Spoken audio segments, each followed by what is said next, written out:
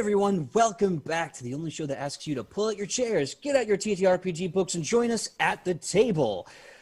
Before we go into what we're going to be discussing today, I want to do a quick introduction. You all know him, you all love him. Mr. Michael Powell, tell us who you are and where we can find you on that sweet, sweet internet. Thank you kindly, PJ. Well, I am Michael Powell, and you can find me all over the internet on my social media handles, which is at Mr. Kapow. That's MRKAPAO. And what about you, PJ?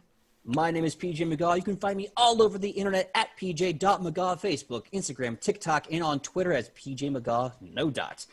And without further ado, we thought we'd do something a little different. This is, after all, the week of Valentine's Day. Romance is in the air, and we thought we would talk with all of you awesome legends in the chat about pros, cons, and healthy ways, if there is any, to engage in romantic roleplay and what that means for you and your players. So stick around. Join us, and if you have any comments, questions, concerns, quests, and quandaries as we're talking about this, shoot us a comment. Leave a comment in the chat. More than happy to talk with you guys. See you then. Let's get to it. Let's get down to business. Focus down and say that we're going to be doing the discussion about romantic roleplay. This is your opportunity to kind of do a small humble brag about some amazing romantic roleplay at one of your games, or to discuss kind of the way to do romantic roleplay safely. And I'm going to give a small story as to why romantic roleplay has to be handled delicately and openly and healthy. I was running a Dragon Age campaign that to this day I'm actually still very proud of. It was in the Dragon Age system, the 3d6 combo system, and if you haven't seen it, look it up. It's really cool. It rewards players and gives them resources to make choices both in combat, out of combat, exploration. Look it up. So, we're playing Dragon Age. It's a little story I made up. It's heavily based off of video games. And I wanted to, excuse me, the coffee. And I wanted to give NPCs for my players to romance, kind of like you could in Dragon Age. And these romantic characters also doubled as mentors. So you could learn, your advanced classes and fall in love and have your own story. And it was really great. Then things progressed. And there was some players who admittedly were pretty toxic at the table, which I didn't know right away. They became toxic. And at the time, I didn't have the tools I needed to, or really, I didn't have the tools to help have my players be healthy with everyone else. And one of the moments of contention was some of the players thought they were entitled to romancing NPCs and thought they were entitled to romancing me and, out of game and a whole bunch of things. And each other, and it all blew up. I mean, it became a high school drama show, really bad. And eventually I had to, no matter how much mitigation and mediation I was forced to do and how much I was expected to do, I had to call off the game because there was just no way I could really feel safe with my own players, who to this day I still love, with this game. So I think what's important is that you want to make sure when you're engaging with romantic roleplay, whether it's with you, the player, and another player, with you, the player, and an NPC, or even at a table where you're with someone you're already in a relationship with, you want to really have some guidelines and stuff. I was going to say really quick, I totally understand where you're coming from this. I think a lot of people who have been playing tabletop RPG for a few years, at least 99% of us has encountered something along the lines of this in some way. Kind of want to say, right? Most of my interactions with this type of issue have been actually not D&D, not Pathfinder game, not sword and sorcery games really. It was actually more towards a game called World of Darkness, Vampire the Masquerade, Werewolf. People become, I don't know, as you said before, are unable to leave it at the table and end up taking it out of games, and then things get really messy. And that's why, this is what I really want to say. If you decide to go down this romantic route, especially with another player, or with you as a DM or GM or ST or whatever acronym that you're using, and one of your NPCs, you have to have preset limits beforehand. You have to have communication and discuss, hey, this is how we're gonna do it, and just know that everybody's on the same page. Yeah, and it's not like, I will say this: romantic role play is a bit of a fallacy, and this has always been kind of my issues with it. And Malice, I agree with you. I try to keep romance out of a story unless it happens organically, diegetically, what have you. I know there's some potential budding romances on Edge of Legend, and I am in no way forcing any of those, especially with players. If players engage in them and they want to and they feel comfortable and safe doing it, we discuss it, and I think it's fine. And you have and you and the players, we're all on the same page when it comes to this, right? And we have like a discussion or talk Absolutely. beforehand. So some stories of where like romance role play goes right. Let's talk about that. So I was playing a hero system game, and I have to say the hero system with like an eyebrow stroke, because the hero system is such a pain in the ass. And but what was cool about the story is that it was one of my first few games at the table, and there was this girl that my character found. I honestly, God, it's been almost a decade, so I don't really recall the entirety of it. But I know that we got to have the fun of going on a romantic date, and there was no person I was projecting onto. It was just this entity that I was like, oh, that'd be kind of a cool person, and it really became the fun role play of creating a date, not so much for a person, but a really good date. And then I started getting a new context as a character to like, okay, now I have this other relationship to play that I can draw choices from. I have inspiration for. And what was great is that she was never weaker than me. She was just different. And we eventually, I think, had a family, and it created so much more investment. And it was fun to play this investment as an idea. And I think that's the big thing. It's not so much you playing the motions, it's you playing the scenario. Yeah. And also, once again, I'm going to put this out there. If you're playing with another like actual real life person as either a DM and player or a player and a player, consent is always key. I cannot stress this enough. You're going to hear me say this. Consent is key. Communication is key in this video here, if you're watching this on Absolutely. YouTube. Like, Absolutely. consensual interactions and engagements between both parties at the table and the characters involved in the game. It's really important for both the players and the DM to be on the same page in terms of the types of expressions of romantic and, let's just say this right now, white elephant in the room, we're all adults, sexual interests in game. Yeah. Just Romantic be sure attraction. be sure to talk about it together beforehand, and if there's any problems or issues that happens during the game, talk about it outside of the game. Like, hey, I'm not feeling comfortable with this. Can we dial this back a little bit, or whatever, you know? Yeah. Another good example. Let's see. I have one where I was a DM and had a good example with a player whose name back home I'll just call him Nick, and he, you get a few drunken idiots together, and then there's always that one like, I roll to sleep with the blank, and sure, but eventually he ended up meeting an NPC that he actually liked their description and their persona and their personality, and he started actually courting them, and of course it was me the whole time, like hee hee, whatever.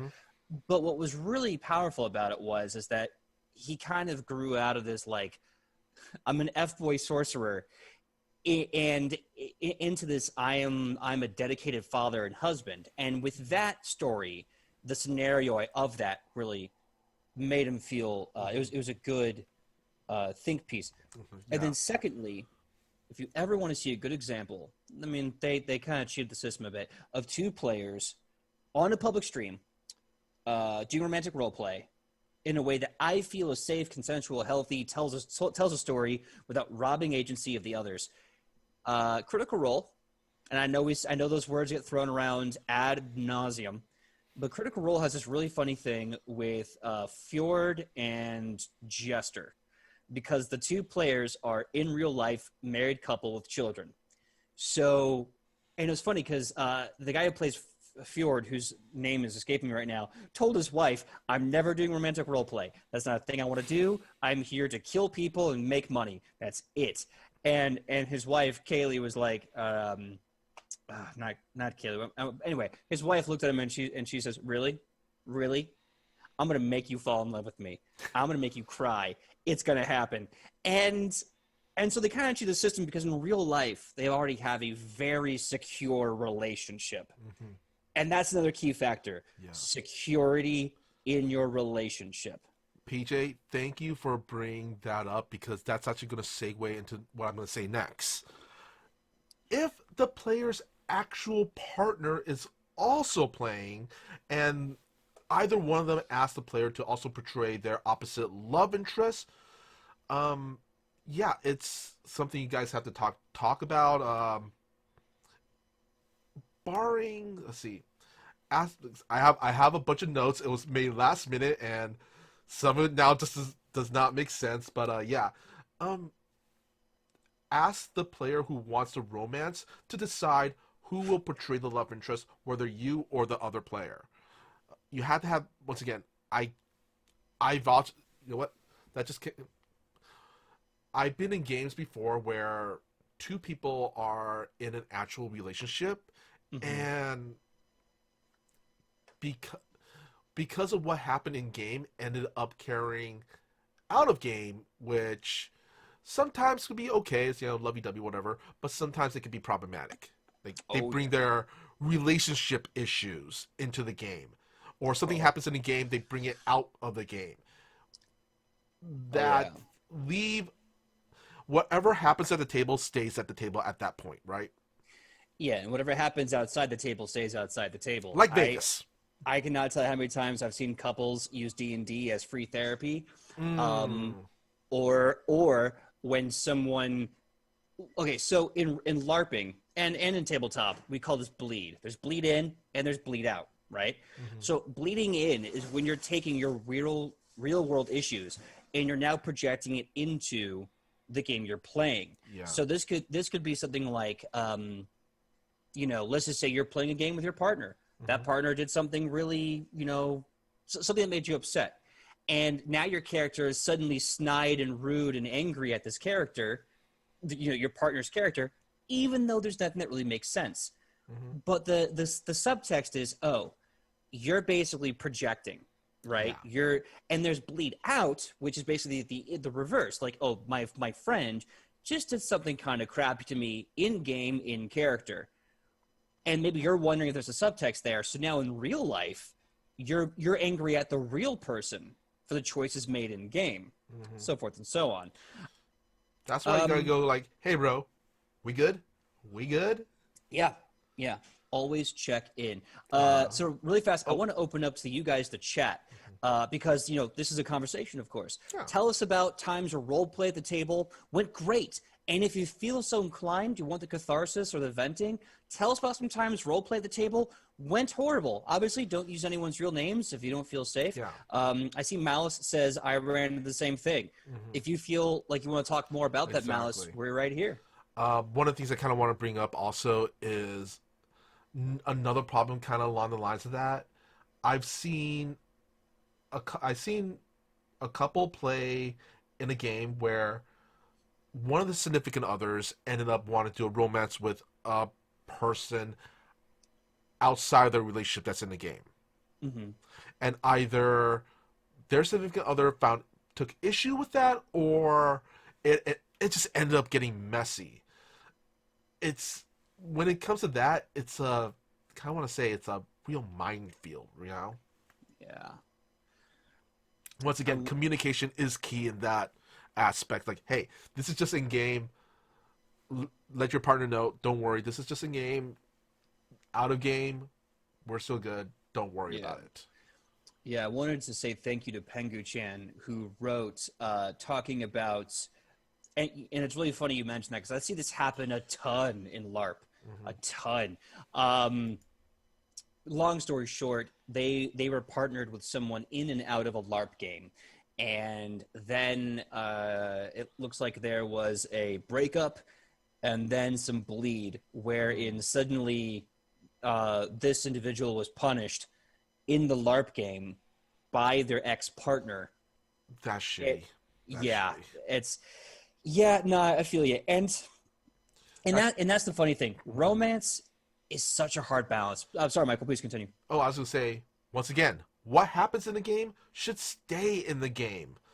Because honestly, I do think that it could become difficult to separate your. I don't mean I understand it could be difficult to separate your personal feelings for the person that's sitting across from you in the table, especially if they are your significant other or if you've been in a previous relationship with them.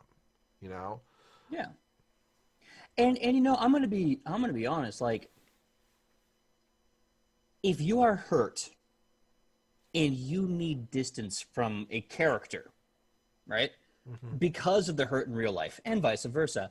Well, I don't know, maybe about the real world, but definitely in game, if you need distance from someone because of pain, I think that's viable, and Yeah. you should be allowed to open up and redefine the fictional relationship. Small story. I remember one time I was a new LARPer, and there's this person that I was attracted to, but we became friends, and that's Hmm. great. But they started pushing some boundaries that were not okay. But this caused me to lose perspective, and eventually they kind of pushed me into a relationship that I was willing to get into, Hmm. but admittedly, ever saw every red flag. And this happened outside of game. But this only happened outside of game because we're already romantic role playing in game. This is a big old babby move, a big old dumb babby move, and I was a dumb babby. But then this person um, kind of proved that they weren't really trustworthy. They did some bad things, and I was like, okay, I can't trust you out of game. This is a horrible, toxic personality trait that you have, and one that you're probably not going to work on for a while. And so, because of that, I told them, listen, you are still allowed to go to this game. Absolutely. I have no saying what you can do. Go to this game, have your game, have it. But this relationship in game that we've had, that can't exist anymore. Because if I can't trust you out of game with feeling safe, there's no reason I should trust you within a relationship. There's no reason I should try to trust you in game with a relationship being safe. Yeah. And you have that right, whether you're the dumper, the dumpy, whatever, everyone has that right. Now, clearly, do so with respect in mind. Hmm. Just putting that out Once there. again, what did I say? Communication is key. Let's all say it, class. Communication Communication is is key. key. So yeah, please tell us more stories about romance. This is obviously the week of romance. What are we've been talking about the dangers and why it has to be done with healthy and Hmm. communication. I want to hear about romantic role play that went right. Now, Yeah. obviously, it's all kind of iffy because it's a minefield, no matter how you cut it. But I Hmm. want to hear about good stories. Oh, here we go. Malice. I had a couple. I've had an in real life couple where one of them thought their characters should also be a couple in the game, and got offended when their partner didn't feel the same. Oh no, Oh, that's this not a good story. This is a oh no story. no. I jumped the gun on this being a good Yeah. story, which then created a lot of drama in the game and in real life. Now, see, I would posit that that was all not transference, not projection, but basically a subconscious thing. They were Hmm. having trouble in real life, and when they tried to escape it, this only caused them more trouble in their relationship. Yeah. Um, as some of you all know, that I've been doing a lot of YouTube stuff recently with my TTRPG channel, which is called Fantastic Tales of Adventure, and I've read a lot of RPG horror stories. Have been some stuff that has been, oh my god, I can't believe how do these people exist? Um, and I want to say at least Honestly, yeah, at least 99% of all the stories that I've read through, it all came down to problems with consent and communication. Yeah. Either one or more party just didn't respect didn't respect the other person's boundaries, and Hmm. that's one of the things I really want to say. Um, if a person does set up boundaries, do not be offended by it. Uh, it's to keep them safe and also to keep you safe as well. Yeah, absolutely. And so, all right, so there are times where I'll go into a game Mm-hmm. and I will create a relationship with a male player. Now, I am not homosexual. Mm-hmm. So this presents kind of a weird thing because like I'm fully 100% that's my boyfriend for life. Mm-hmm. Even if we are best friends, there's like a level of me where I'm like, we're best friends. He's basically my boyfriend. Like, but it's not a romantic thing, it's a platonic boyfriend. That doesn't exist. Let's pretend it does. Mm-hmm. And so this is strange because like there's always that safety, like I said, a secure relationship. My partner knows that that's just for fun. And that's kind of Yeah, a weird reality, but it still yeah. creates that reality. Um, I you mean, know, in real life, I honestly do have a friend that I introduce him as my heterosexual life partner. He's he's the Silent Bob to my Jay. His girlfriend is even cool with it. I make sure. You know what? He's in a relationship with the girl. She's cool with it. She actually teases us about it. yeah. And I think that's also a good sign of healthy things. So here's the question, Adam Jenner. Great to see you back in the chat. Does anyone here? Now that I'm saying this way, it sounds really desperate and sad. Does anyone here have a story of romantic role play gone right? That doesn't mean mission accomplished. You got the relationship. That just means that you had this fake relationship in game and it didn't cause any trauma, or at least didn't cause long lasting drama in and out of game. Um, because yes, yeah, we're talking about the minefield that is romance. You are correct, Malice. It is absolutely a minefield, Mm-hmm. and I feel like a lot of that is due to the intentions of players. Sometimes people will start to have fake romance in games because they have feelings for someone.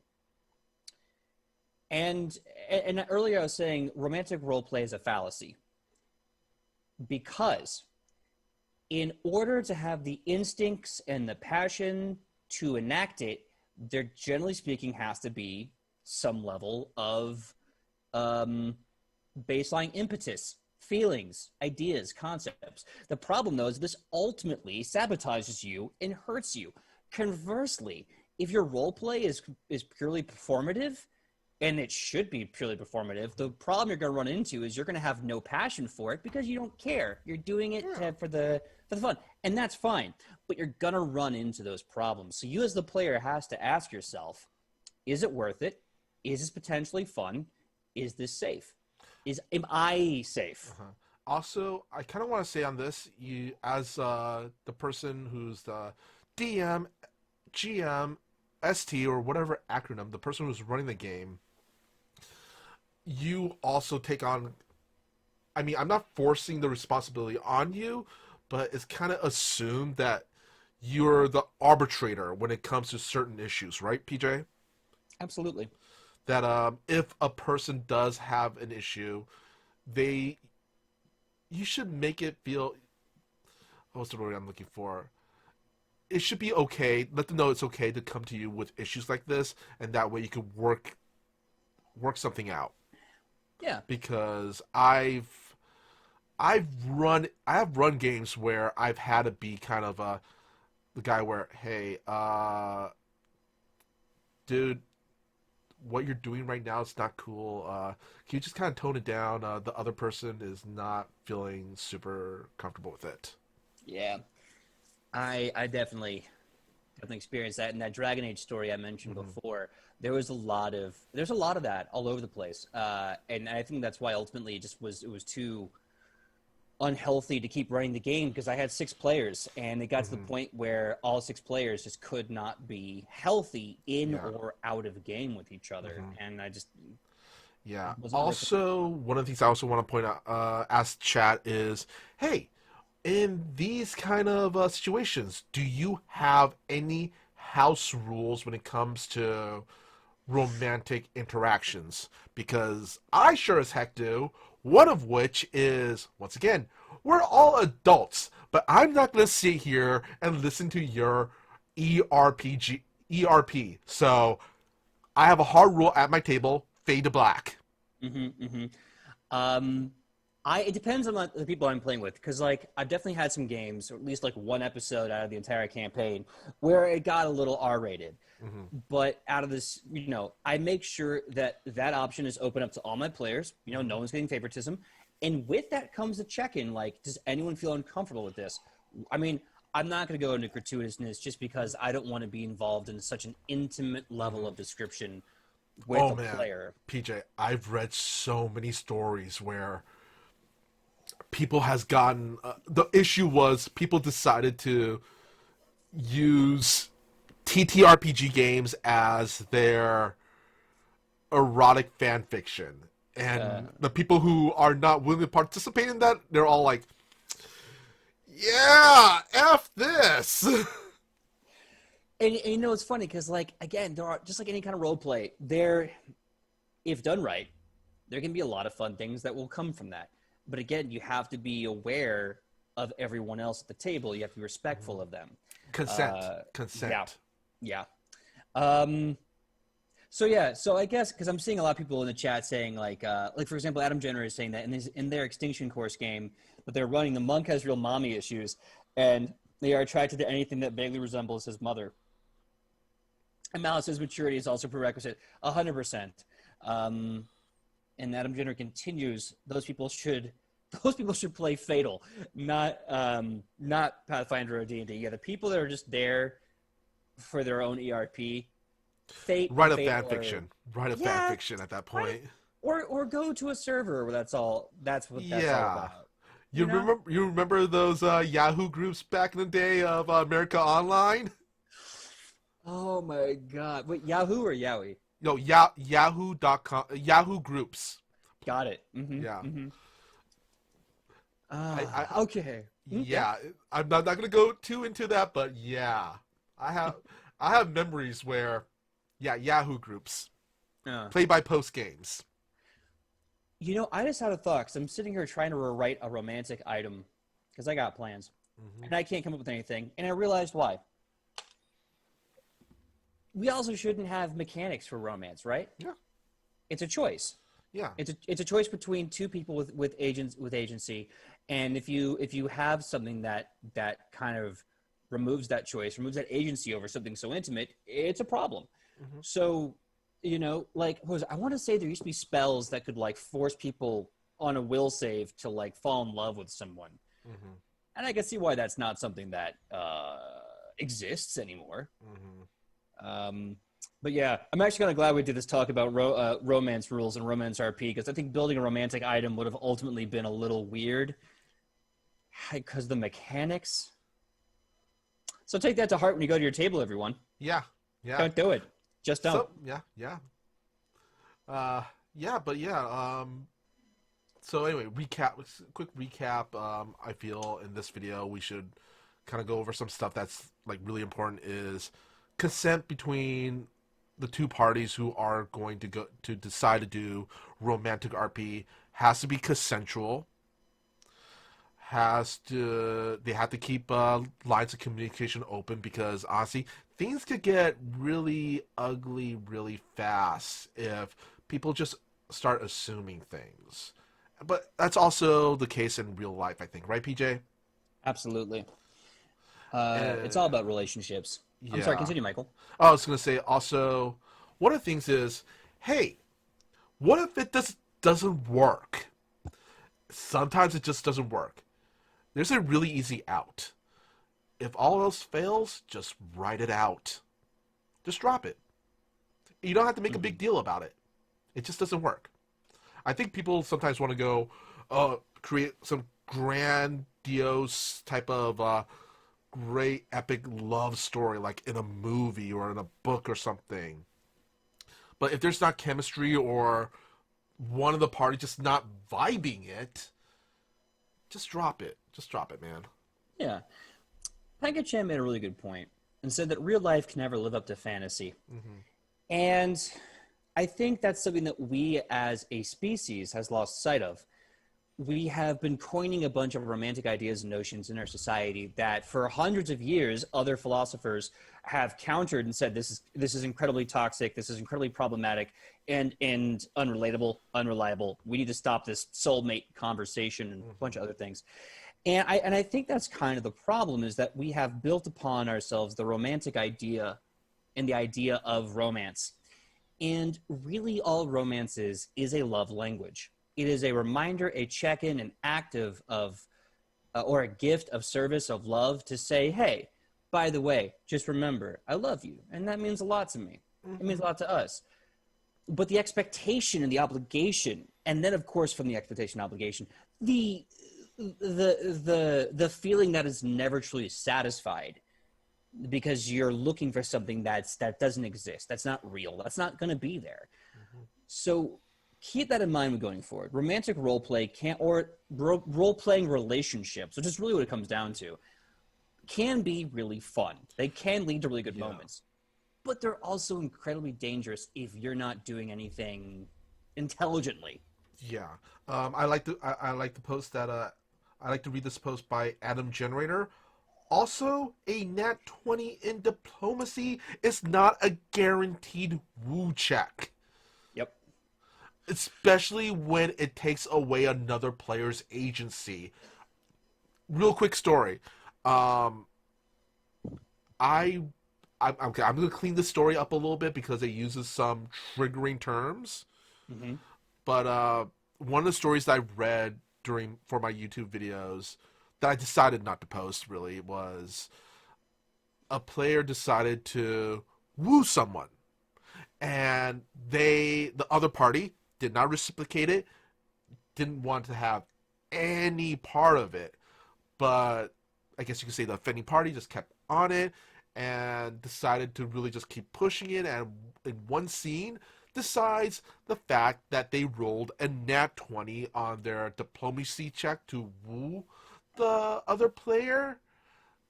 It was basically like mind control, like, hey, I dominate you. And no, that's not how it works, especially with another person, another real life person. Yeah, that's why whenever we're doing Edge of Legend and someone's like, I want to roll against a player, I always check in with that player. Yeah. Like, hey, are you open to this? Because first of all, let's be honest. Anytime you roll against a player, that's PvP. Doesn't matter what it's for. It's PvP. Yeah. And if you don't consent to PvP, you're having a portion of your game taken from you by another player, and that kind of sucks. Now, there's nothing wrong with PvP, which is why I ask. And this is much the same way. This is romantic PvP, and that's kind of gross because that's a very intimate thing to be having a player versus player thing. And to jump on the natural 20 does not automatically woo someone. I think that's a very good point. Now, there's a big difference between lust and love. And if you say the right words and someone gets really intrigued by the idea, at least as an NPC, no harm, no foul, everyone's consenting, fade to black, have a good time. But love is very different. Love is more intimate and takes more time. And it's kind of like, it's like the other meme. A stealth check is not an invisibility spell. Yes. Thank you. Thank you for that. I saw that meme. I approved that meme 1,000,000,000%. As a GM, I'm like, okay, listen, I'm going to have to come up with a reason why they don't see you, but that does not mean you are unperceivable to the naked eye. Binary Fireball posted, that's just creepy. I totally agree 100% on that. Actually, I kind of want you to get your opinion on this, PJ. Adam Jenner posted, and PJ, there is a will save spell of Pathfinder 1E that does what you said. Yep. And they posted that it's called Unnatural Lust, Enchantment Level 1 Bard, Mesmerist 1, Psychic 2, Sorcerer/Wizard 2, Witch 2. And then Malice kind of followed up with 3.5, came out with other rules for the spicy stuff. The Book of Erotic Fantasy. Yeah. Yeah. Once again, especially with Unnatural Lust, like, what's your thought on that? Like, that's... Okay, so, yeah, Adam Generator is commenting on a mention of a spell I mentioned that previously existed, where you could basically make someone fall in love with you or other things. Again, NPCs. There's only unintended radiation. There's only like fallout radiation to that kind of thing. But any agency is agency that needs to be checked in on. So, like, if someone takes the spell Unnatural Lust, which I'm pretty sure this doesn't exist anymore, what that comes down to is now checking with the player doing it. And Adam Jenner said the target of the PvP sets the DC of the check. I only agree with that only because that's assuming the target of the PvP consents to PvP. If they don't, there is no DC. The action is unallowable. Yeah. Because now what this is why you check in with the player initiating all this, is what are they trying to get out of this moment? What are they trying to achieve? What are they trying to accomplish? And if their intent as a player, not a character, as a player is problematic for the safety of others, that person has to either reconceive what their notions are here, or they have to leave. Yeah. Honestly, once someone no longer feels safe at the table, you're done. It's done. Yeah, and it's one thing if it was a joke, one choice. If it's something that happened one time, it was as small as relative, but the person is honestly saying, "Look, I'm sorry, I made a choice in the moment. It was a wrong, disgustful, distasteful choice, and I apologize." And that attitude shifts and stops. That's fine. If it's a deeper, like, personality problem, yeah. Repeated? Yeah. So, like, good example. I actually met a bunch of my friends at a convention called Strategicon. If you guys know Strategicon, it's a West Coast-based convention. And it's 3 days, board gaming all happens weekend 4 times long. a year. 4 times a year. It's awesome. And if you're like me and you... Yeah, and if you're like me and you can GM for 8 hours, you get the whole weekend for free. So I did that. So I GM'd for 8 hours. Let me tell you, I was exhausted. And basically I had a few players come and go, and a handful of players actually stay. One of the players that came and went was this guy that showed up, like, I think somewhere later the second half. And he was a creep. I had other male presenting and male players at the table. They were perfectly fine. This one guy showed up. Just turned out they went to a brothel, and one of the ladies in the brothel wanted to help but didn't want to leave her room for reasons that are unimportant but tender. So this gentleman, and I use that term loosely, in roleplay kept throwing money at her and kept razzing her and the thing is, I'm the DM. This is an NPC. This isn't a player. But he's still really showing some underlining personality flaws with this role play. And eventually, I think he just kind of got the hint that he wasn't welcome, and then he just left, which was such a saving grace. But yeah, that's what I'm talking about. It's one thing when probably it's one because choice. It was a public game. Yeah, I think really just everyone at the table kind of shot him daggers, so thank God he got the hint. But yeah, so also, tangent, Binary Fireball. I love your name. That's a very cool name. Want to put that out there. Oh yeah, okay, so Adam Jenner says, yeah, that was assuming the target wants to engage in PvP. Understood. So yeah, so romantic roleplay is potentially fun, but I think it's also indicative of a greater problem with the people, and that is intent versus communication. And consent. I'm always going to go back to that because that's something that at my table is, honestly, it's number one rule. Consent. Yeah. Everybody has to be consent to it. If there's one person that doesn't, we're not going to do it. Yeah, absolutely. Hands down. Okay, so this has been a fun and very loaded topic of conversation for the Valentine's week. Does anyone else have any other stories or? And let us know if you like when at the table gets real. Maybe we'll do something along the lines of this down the road again. True. Look, we're here talking about tabletop role-playing games. Some of that's mechanical. Some of that's communication, community, and psychological. Philosophical. Astronomical. especially when we get Ian up here talking about alignments. Oh my God, I was so bummed that I had to work long hours because I was like, I want to I get still in need on to this get those videos philosophy up, chat. actually. I want to get on that philosophy chat because I had so many opinions. Like I agreed with a lot of stuff, but every now Yeah. and then I was all like, but but but Descartes says and Hobbes and anyway.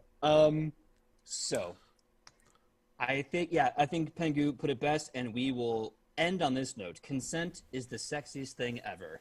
And it doesn't matter who you are on the spectrum, everyone deserves to have agency and consent. And welcome to Valentine's Week, I guess. And we're your TTRPG Valentines. That's right. I don't care if you have a boyfriend, a girlfriend, 13 partners, or no one at all. Guess what? I'm your Valentine now. Happy Valentine's, boo. I miss you. I hope you get a foot rub and an alcohol of your choice.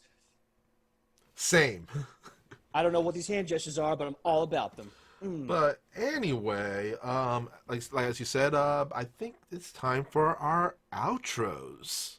Very much so. So once again, thank you so much for watching At the Table, the only show that asks you to pull out your chairs, get your TTRPG books, or let's talk about our feelings, and join us at the table. Without further ado, Mr. Michael Powell, tell them who you are and where they can find you on that sweet, sweet internet. Well, I am Michael Powell, and you can find me all over the internet on my social media, which is at Mr. Kapow, that's MRKAPAO, or my Facebook page, which is facebook.com/Michael Powell Does Stuff, because I do a lot of stuff. And also I have a YouTube channel called Fantastic Tales of Adventure, where I read a lot of stories.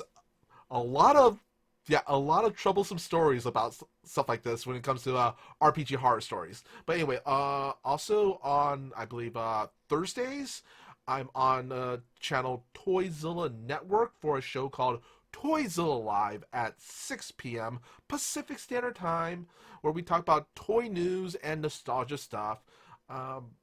Right now, something very extremely tragic has happened. I'm not going to go super into it right now, but it is on my Facebook page. Like I said, something super tragic. We're raising money for basically my co-host right now. So if you get a chance, check that out on my Facebook page. I have a link up there. Yeah. Absolutely. Anything else, Michael? Anything else you want to mention? Oh, yeah. On a more positive, happy note, next week on Tuesday, I believe, I will be on the, what is it called, live action roleplay to play the Olive Garden LARP that we worked on last week. We have made this LARP into a online version, and we're basically going to be playing Olive Garden. It was sponsored by SpaceX on the Mars Exposition. Mm-hmm. Well, that should be interesting. Yeah. All What right. about you, PJ? Glad you asked. Adam Generator says we should do an exclamation chat command on social media for each of you. Maybe we'll get into that one day, but I kind of like the personal hands-on approach. Yeah. We'll do both. My name is PJ McGaw. When I'm not here, you can find me everywhere on the internet at pj.mcgaw, Facebook, Instagram, TikTok, and Twitter at PJ McGaw. No period. When I'm here Tuesday with Michael Powell, I'm here Wednesdays for the Edge of Legend Homebrew Pathfinder 2 2nd Edition game on 8 p.m. Pacific Standard Time. We hope you come and watch. It's going to be at least, I think it's going to be like the big episode 3-0. And there's been a lot of fun things happening in this city that they're on. Who knows? I think maybe a certain half-orc warrior woman is going to ask out a guy that she's got a crush on. This ought to be good for Valentine's Day. But also, a few other amazing things to announce. Firstly, I have been invited to join in live action roleplay's game of Alice is Missing, which should be happening February 25th, I believe, if my calendar is correct. I'll probably have to correct that for tomorrow. But yes, cool. Come see us play Alice is Missing, the all-silent roleplay game where a bunch of characters have to find Alice, who is missing. Which means we're not going to be able to hear your lovely, lovely voice, PJ. It's okay, I write like I talk. So you'll hear it in my texts, which the whole thing, by the way, is done on this really cool thing where as we're texting each other, it shows up on the screen. So cool. Check that out. I believe it's going to be Thursday night, 25th at 7 p.m. speaking of other things, officially announcing our 2 one-shots for this month and next month. February 20th, we're going to be having Raw's Rave Party officially.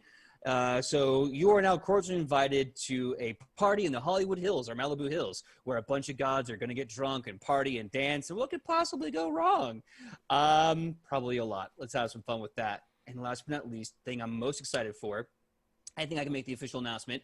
The Night Witches of New Jack City, a one-shot showing the greater world of Edge of Legend, a little town called New Jack City. What happens when the skies have to be protected against dragons, wyverns, and other magical beasts? You call in the Flying Squadron and the Aerial Aces. And this is a story based on real-world historical heroes of an all-female unit in World War II that became the bane of the Axis. So tune in March 6th for International Women's Day as we do a one-shot called The Night Witches of New Jack City, which we're doing for the charity for Planned Parenthood. More information is that basically as it rattles out. But we have so much on the horizon for you guys, and we cannot wait to share all of these truly amazing stories. And without further ado, I think I've talked long enough. Thank you so much, and we look forward to seeing you here, same Nat time, same Nat channel, at the table. Be safe, everyone. Bye. Bye.